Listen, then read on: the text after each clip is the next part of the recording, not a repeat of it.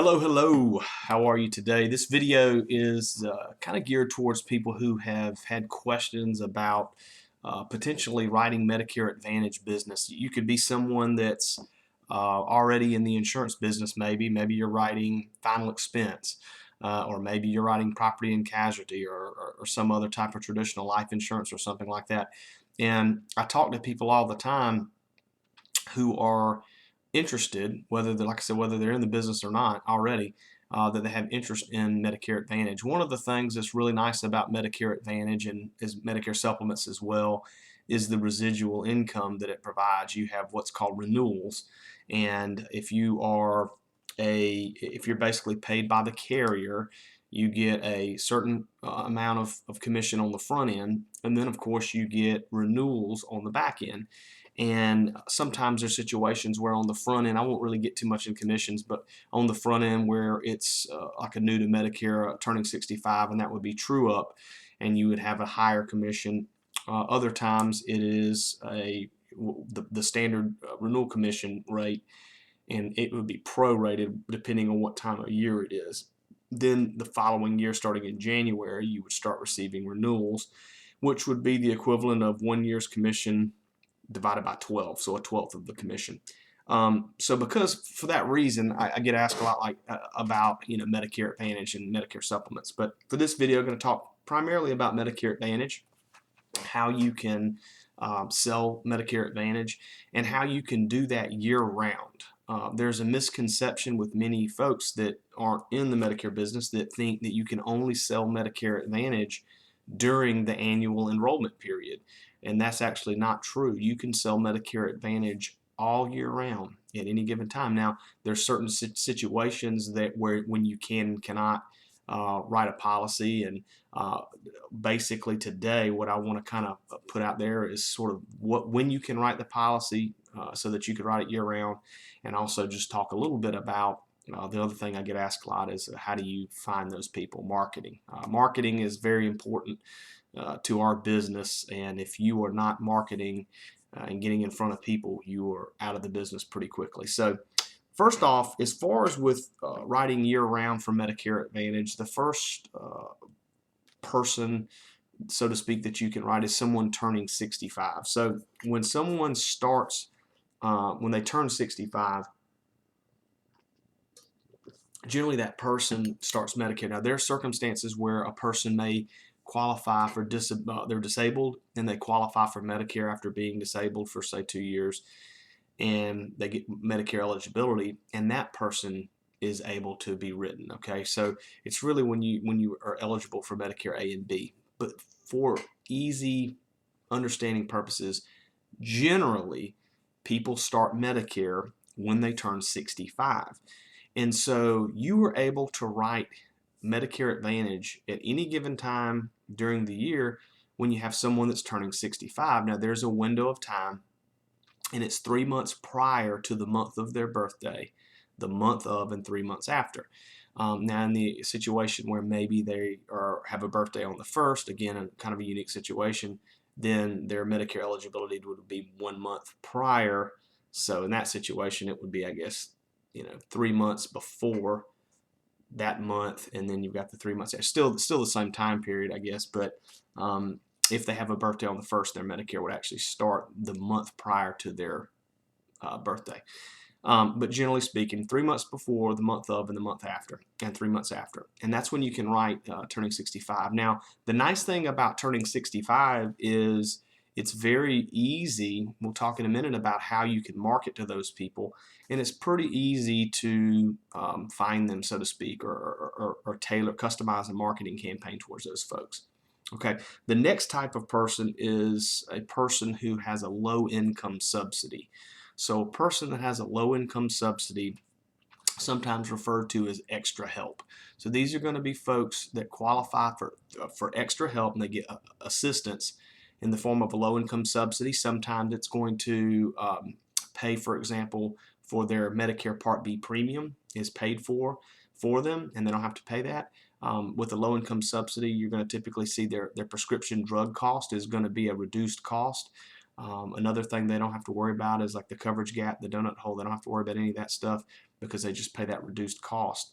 And so it's subsidized. So that person is eligible to change plans throughout the year. Now, during the annual enrollment period, obviously, if you're writing someone during the annual enrollment period, that policy would go into effect on January 1st. So there's been some changes with the regulations on how that used to be.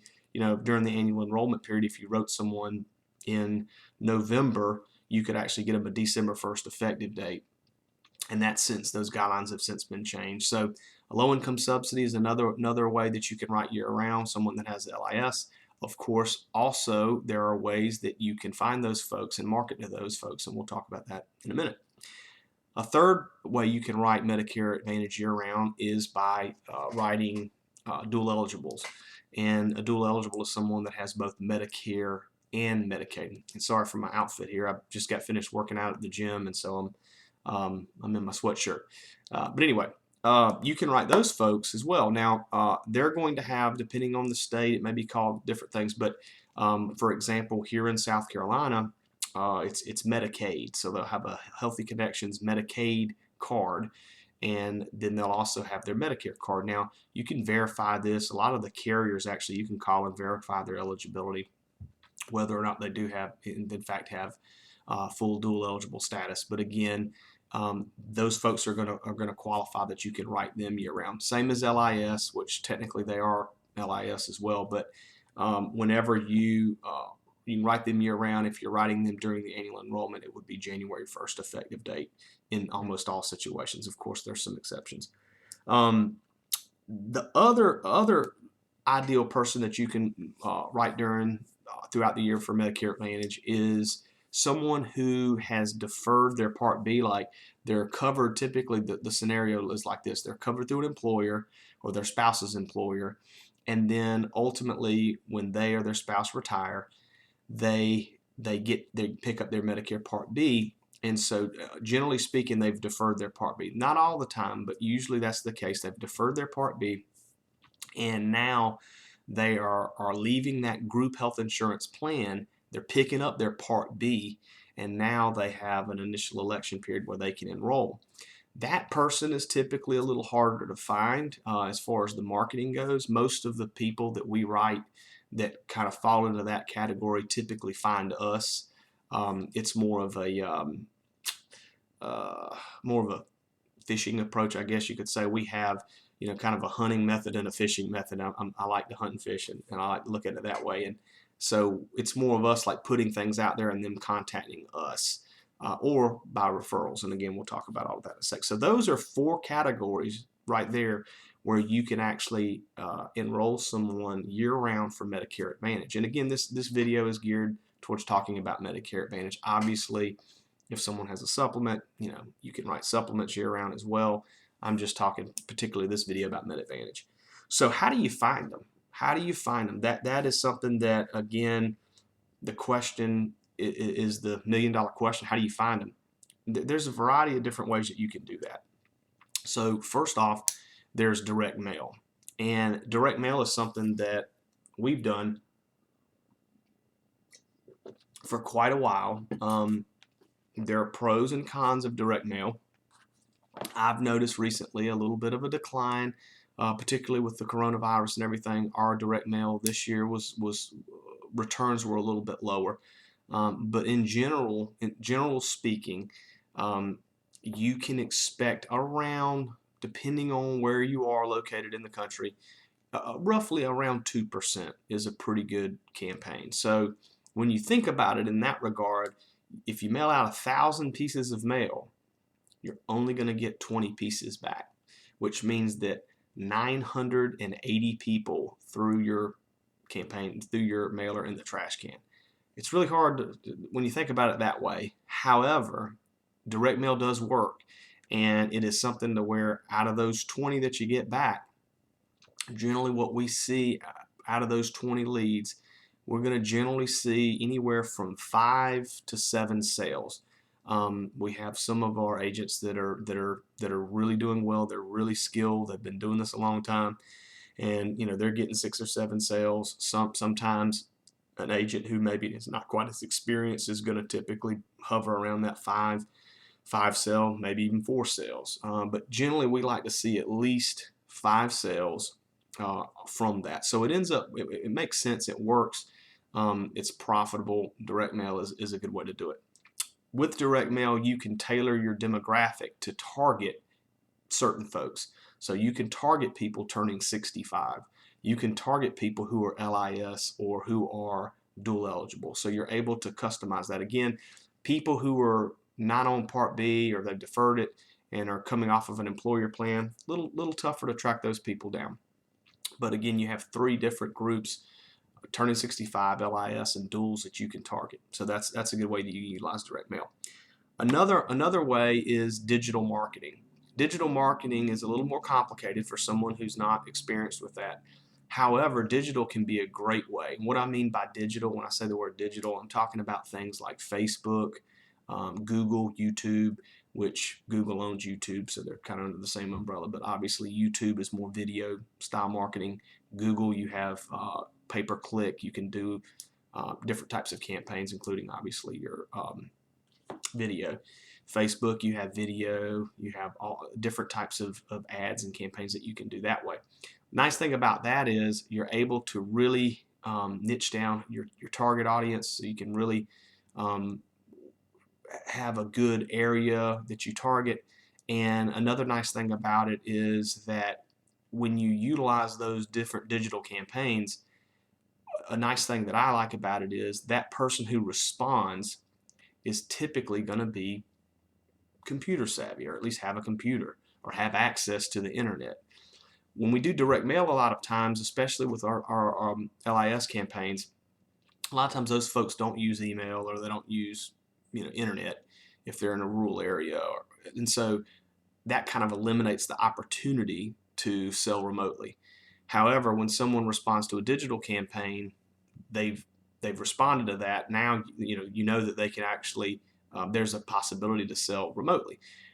We do both. We sell face-to-face and remote, but it opens up another opportunity to where you have the ability, if someone's comfortable, to actually sell over the phone remotely. Different carriers have different ways to do that. We actually have some software where it's linked up through the carriers, and we call it's Medicare Center, and you can actually use the software and compare all the different carriers and drug plans and Advantage and that sort of thing. It's really neat, and so that gives you that ability with digital.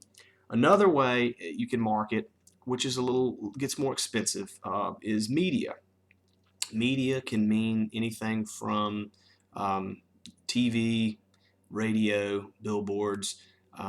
We have a billboard running right now on the I-26. It's a digital billboard, and another here in our local area. Billboards are great. Billboards are expensive, and billboards are going to be something that is more of a branding type of thing, which is really important, is to try and brand yourself.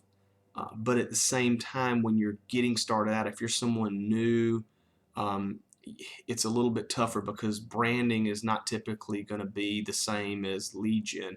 Lead gen, you're really trying to get leads as quickly as possible. Branding is sort of the long-term play. Now, when it's all said and done with, branding is really important, and branding is what's going to ultimately get you known and sort of build that pipeline of people.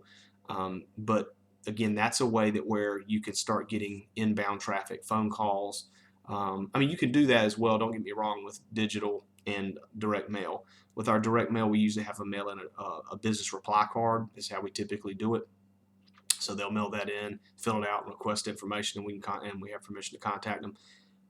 Digital, kind of the same thing. Usually they'll fill out a form, or if it's on Facebook, there's actually inside of Facebook they can fill out a lead form. Or if it's not in Facebook, if it's you can send them directly to a landing page where they can complete some information and request a phone call. So there's that way to do it. Billboard, radio, typically it's going to be an inbound call or driving them to a website. So again, that's definitely something that is a good thing to have in your marketing campaign. But for someone just getting started out, you probably would lean more towards direct mail or digital. Finally, the other thing I'll talk about is your existing clients and referrals. So I kind of lump these together, but they're almost, you could say, referral wise, even if they're not an existing client, people can tell other, if you're telling other people what you're doing, then just by default, people are going to learn and say, hey, you need Medicare, call this guy, he's really good, and then that person calls you. Now with Medicare Advantage, there's some guidelines in place to where you can't go out and someone give you a name and say, hey, why don't you call my sister, she could really use this. You can't pick the phone up and call her, which sounds crazy. You can do that with Medicare supplements or pretty much any kind of other insurance. Medicare Advantage, you can't. She, the sister, would have to call you. So referrals can be a little tricky with Med Advantage. However, if that person gives her your name, she can call you. Now, also, if a person's, let's say, turning 65 or whatever, there's nothing that says that if you get a referral, you can't call them to discuss a Medicare supplement, that sort of thing. There's nothing that says you can't do that. And so obviously, if that happens, and then all of a sudden they ask about Med Advantage, you can get what's called a scope of appointment, which I won't get into that on this video. Have a scope of appointment signed, and then you're able to talk to them about Med Advantage. There are different, which makes it a situation where a lot of times there are agents that don't want to do Med Advantage because there are some obstacles in the way that are typically not in the way with other types of products. However, that's not a bad thing. Think about it. If there's other people who are saying, I don't want to have to deal with all of that, it kind of opens the opportunity up for people who say, hey, I'm willing to have a form signed, in order to talk to somebody if it's not as a crowded market as other things. And again, it's not for everybody. Medicare supplements are standardized. So what that means is a Plan G is a Plan G, a Plan N is a Plan N. Medicare Advantage is not standardized, and so these plans are vastly different. And if you're operating, if you ultimately want to build an agency or build a team, and you're operating in multiple states, you have all sorts of different things that you have to look at, the different plans, the different networks. It can be a lot in the different regulations, and so you also have to get AHIP certified. And so it's not necessarily for everybody, but for those who are willing to go through and do those things that are needed to be done, it can be a really good opportunity. But referrals, you can get referrals, your existing clients. So when you go and you, for example, let's say you're a final expense producer and you're writing final expense and you're not doing Medicare, then what you could potentially do is obviously get set up with an organization that does Medicare, someone like us or somebody else, and whoever, and get training and learn about Medicare, of course. And then once you are you've got your AHIP done, you're certified, all of that, you're trained up, you're comfortable, you're skilled, you are able to talk to your existing clients and let them know that you offer Medicare, which, guess what? They're going to ask you questions, and you have that relationship with that client now, that if you let them know that that you help people with Medicare, it's going to open a lot of doors. And so what I've seen with guys who have a big block of business, guys and gals, and do final expense or do P&C, for example, those sort of things, they have a gold mine of folks that they can talk to. And once they start letting them know that they do Med Advantage, all of a sudden now it opens up an opportunity for them to have a lot of conversations and really not have to worry a whole lot about spending a ton of marketing. People who are successful with final expense, we literally can get them set up and have them successful doing Medicare and not really put much into as far as marketing for their Medicare. If they already have a marketing system that's working for final expense, they have the opportunity to just go talk to their existing clients and add on the Medicare business, which is building the residual. That's the big thing, residual income. If you are looking to grow your passive residual income, and I shouldn't say it's not all passive, because you do have to service your clients, and particularly with Med Advantage, things change all the time. And so there's years where you're going to have to go out and move somebody to a different plan because of some big change. And so I don't want to make it glamorous and say, oh, you just sit back and get your renewals. It's not that way anymore. It used to be kind of that way way back when, but not anymore. I mean, it's very competitive, but you can build up a large block of business and build up a residual income that can really, really surprise most people. And again, I don't like to tell people pie in the sky numbers and all of that stuff, but you can literally build up a residual income that you can live off of, and have a good lifestyle. And so it's great when you have, say, something like final expense, to where you're going out and you're writing final expense and you're getting that today money, but you're writing also Medicare Advantage and Medicare supplements, and you're getting that tomorrow money in the form of a renewal. So I hope this video has been helpful. If you have questions, feel free to reach out to me. Again, I get a lot of questions. You can comment on this video. You can reach out to me. I'll put my number in the description. Give us a call. We're happy to talk to you. There's no pressure or anything like that to work with us. Obviously, we're always looking for good folks who are, interested in different. I mean, of course, Medicare is one of our big products that we've written since the last 15 years. So, if it's something that you're interested in learning more about, feel free to reach out. We'd love to answer any questions that you have.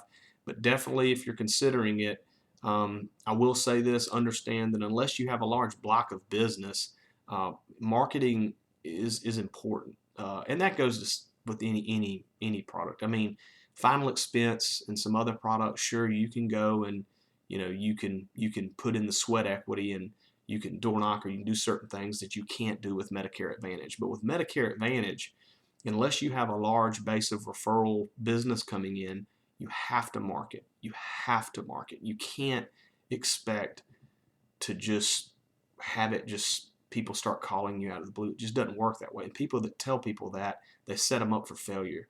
You have to understand that with Medicare Advantage, you have to market. You have to spend money. Again, unless you're in a situation where you have a huge pipeline of clients already, you have to spend money. And so if you're not going into it, if you don't have that understanding, you're not going to be happy.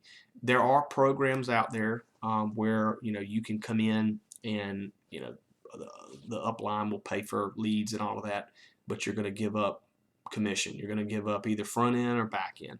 And so again, it's always there's only a piece of pie so big, and they're going to be somewhere. If you're getting leads, you're going to be giving up, which is not necessarily a bad thing to get started out. We actually have a program that we do. We only do it for local folks. So we're here in the Columbia, South Carolina area. But we have a program where we actually have people come on and we pay them and do their leads and all that. We don't do that on a national level.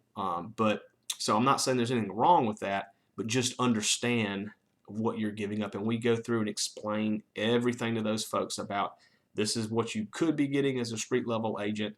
This is what you get if you do this program. And then there's opportunities for them to move up into a street level type of deal. But understand, though, unless you're doing something like that, you have to market. It's just essential. You have to market. So I hope this video has been helpful.